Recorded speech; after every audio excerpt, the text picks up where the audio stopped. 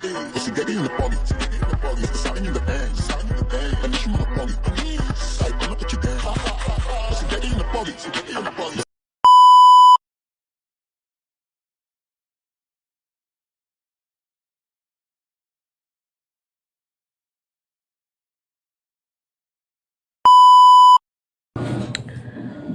Hi, hello mga Kalingap. For today's video, mag-reaction tayo sa video ni Kalingap Norman na ito ay tungkol kay Kalingap Ido, no, na namumroblema sa kanyang buhok. No. Ang tanong, magugustuhan pa ba siya ni Bensid kahit ganyan na ang kanyang itsura? Kalbo na siya? Di naman malaga kung kalbo, di ba? Kung mahal mo ang tao, kahit na balik-ta rin pa yan, mahal mo talaga ang isang tao, no? Kaya bago ko ipanood ang video sa inyo mga Kalingap, pasalamatan muna natin ang ama ng Kalingap, Balsatos Matubang, Ate Edna Vlog, Kalingap Rab, Kalingap Ido, Jack Tapia Matubang, charity vlogger sa buong mundo na tumutulong sa ating kababayang mahirap. Nandyan din po ang reactors, key boys, at mga kasamahan naming reactors sa KSSG. Supportaran natin mga Kalingap. At is me, ang iyong lingkod sa araw na ito, Jasmine Surab 05 channel. Kung hindi ka pa nakasubscribe sa aking channel, please subscribe and don't forget to hit the notification bell para updated ka sa aking mga video na ina-upload mga Kalingap.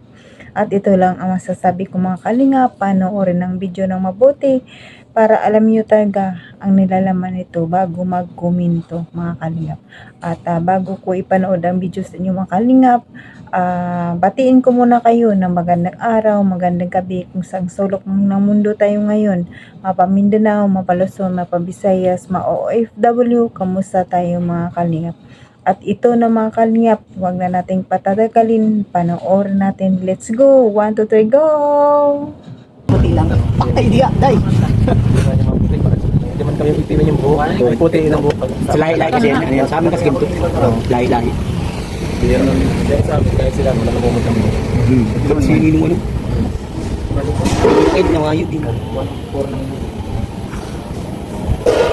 Buti ka at makapal ang buhok mo kuya. Makapal ng buhok. Kapal nga ulit. Dati medyo ganyan. Manik siya na.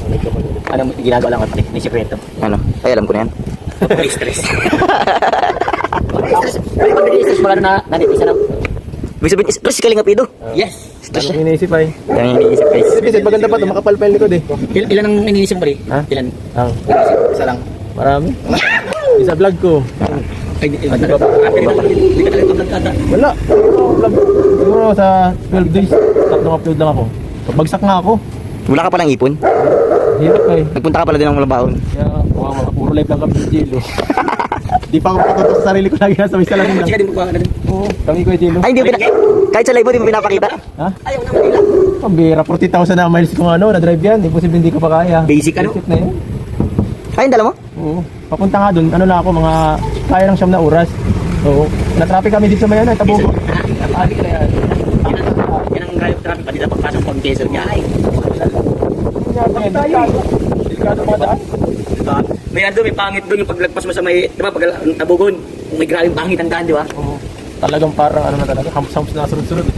Sunod pa lang. Delikado. Dapat bro. Mamahit ang schedule, kailangan ng lutuan. Ha? Naglutuan. Oo nga. Kaya talaga kami dyan, wala kami dyan. Dapat malutuan. Kaya malutuan. Marami kang pagkain kasi di talaga mga kagbuhat, bawal lang. Kailangan mo siyang lutuan Chris. Dapat. More on biotin. Biotin in sync. Biotin. Biotin. Protein. Manok na naman to. Manok na naman to guys. Chicken. Isa pa. Madami, busog-busog kami doon sa pagkain. Kaso nga lang, siyempre, sa tiyan na mo nakalaki, hindi naman kusan. Hindi naman nagpupunta. Sa Jilo nga, tumama si Kuya Jilo doon. Relax kami doon. Di, si Jay, nag-gobaya pa lang ata yun. Andyan na, kasama namin kahapon. Ay, sa bagay na motor. O di, paano sa motor niya? Nasa bahay, kagabi. Nandun na nilagay yung ano, sa bagong umalis. Hindi kasama kami dyan, kami lang. Kaya pa uwi kami, tatlo lang kami. Puno nga yun ng gamit. Puno yan ng gamit. Sa kanila ng gamit, grabe. May ingat, dala namin kung hindi kawawa. Pagod na kasi galing kayo ng advance. Ito rin nga prab, grabe, 10 buwan yata wala dito. Sumbuan. Sa lahat na. Sa ano yan? Sa distance. Distance. Malapit naman yung parking sa harapan baga. Grabe, 10 buwan si Kalinga Prab na wala. Kaya nga. Sumbuan. Ako, 12 days. Grabe, ito. 3 weeks na nawala. Ako 2 weeks halos. Tagal eh. Yung pinakamatagal na bakasyon namin. Pinakamatagal sa lahat ng mga pagbakasyon namin. Boring pa, sa bahay lang ay hanip na yun. Napunta ko doon, nilagnat ako na hawaan ako agad. Sininong inaarap ko. May nag-uubos ako. Matik na to. Pagkano ko din, pagbawang ko ba lang, sama na pakaramdam ko. Diretso ako din sa pinsan ko.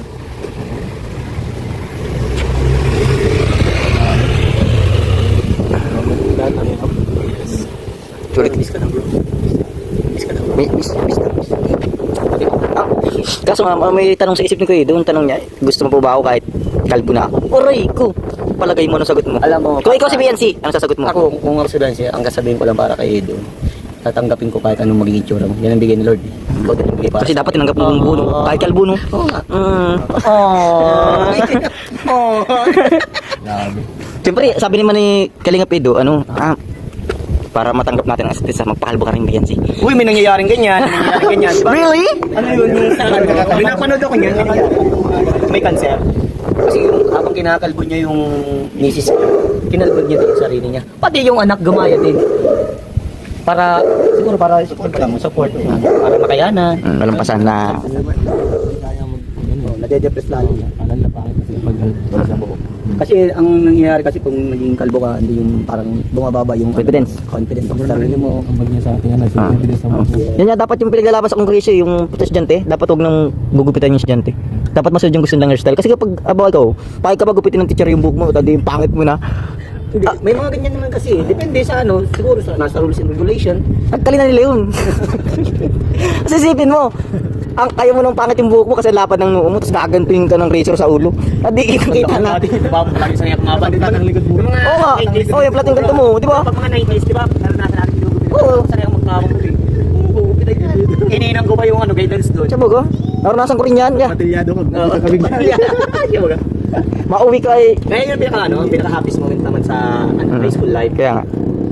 Kaya may isang linggo ka rin mapasok para magbalik-balik ng kunti yung buhok mo. Kung pinalaman ng buhok, matik na ginagalitan. Pero ngayon, mga estudyante ngayon, may tato pa. Ano yun? Dati yun naman ibaw. Ini-discriminate din nila yung may tato eh. Ayun guys, abang natin kung matatanggap pa si BNC. May Kalingap ito. Sama. Bakit bawal pa ba sila? Yung nabibili ba ng parang yung bonnet ba? Okay, yung bonnet. Bonnet yung... So, ayan mga kalingap, napanood nyo naman ang video, no? Usapang kalbo. Ang problema si Kalingap Edo, hindi naman mahalaga ang kalbo, no? Ang tanong, mahal pa ba siya ni Biancy kahit kalbo na siya? Syempre, alam na natin ang sinabi ni Biancy noon, di ba? Bakit nagpakalbo ba si Kalingap Edo? Hindi na kailangan dahil kahit hindi siya bagong anyo, di siya magpagwapo, dahil nandyan na sa kanya ang lahat, mahal pa rin siya ni Biancy, di ba?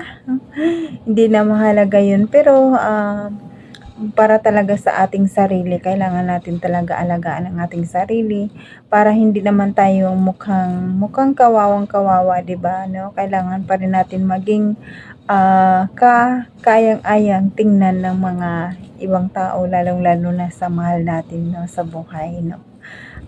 Pero kung sa akin, kahit tungkol kay Habi nga nagpakalbo, okay lang yun, no? Kahit kalbo, gwapo pa rin. Lalo nga gumagwapo si Kalingap Edo kahit kalbo, bagay naman sa kanya, no? Hindi masama maging kalbo, no? Maging proud pa tayo. Pero pag kumaba na yung buhok niya, talagang magwula tayo sa kanyang kagwapuhan. Lalong gagwapo yan, di ba?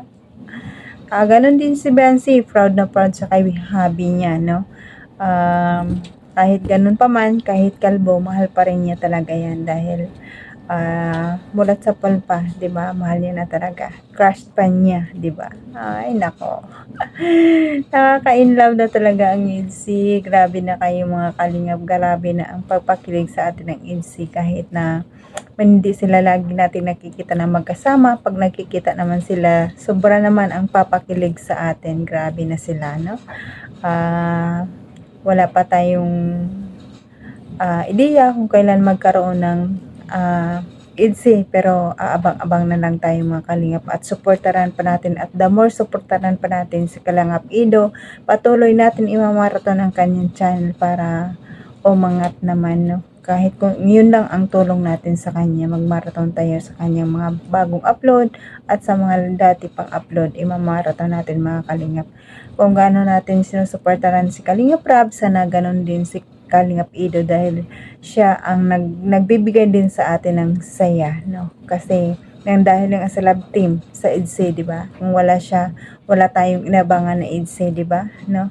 Kaya patuloy pa natin susuportahan mga kalingap.